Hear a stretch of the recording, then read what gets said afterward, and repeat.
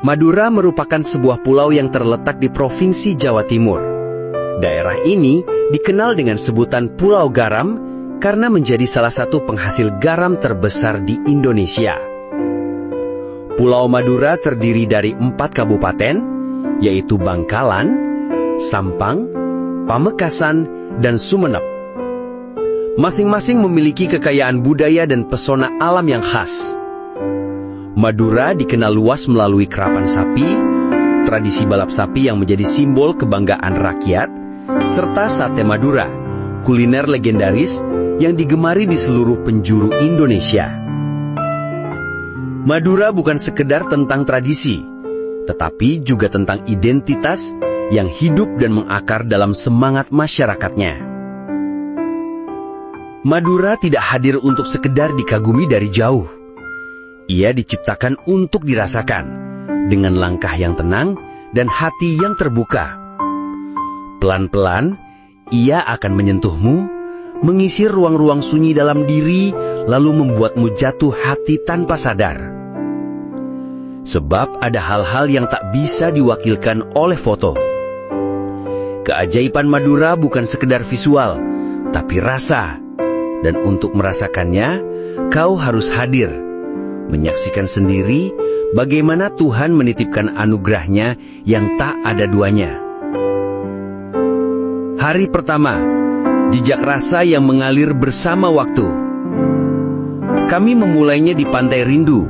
Namanya saja sudah cukup menjelaskan.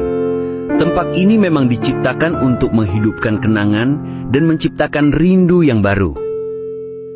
Birunya langit menulis namamu di antara desir ombak yang datang dan pergi, seperti seseorang yang pernah singgah tapi tak pernah benar-benar pergi dari hati.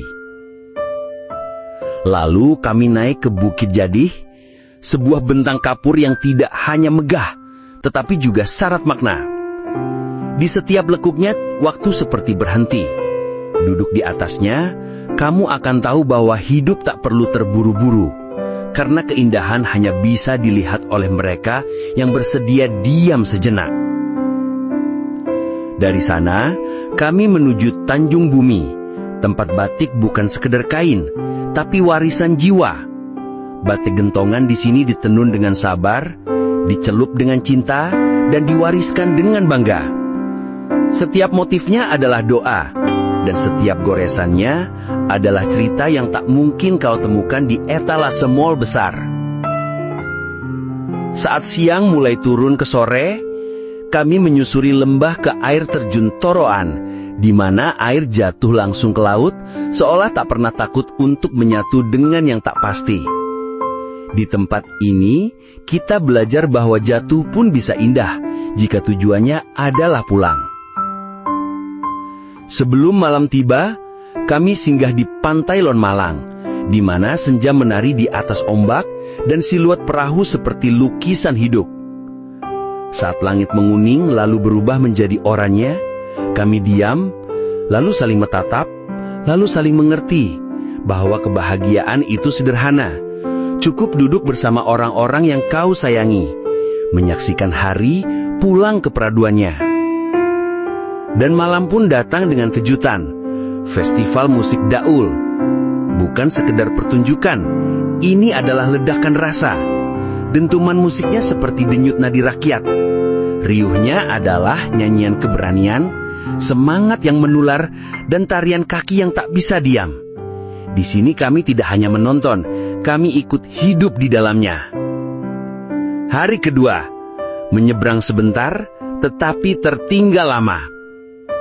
Pagi sekali kami beranjak ke Pelabuhan Kalianget dan menyeberang ke Gili Labak, pulau kecil yang seperti mimpi dalam lukisan.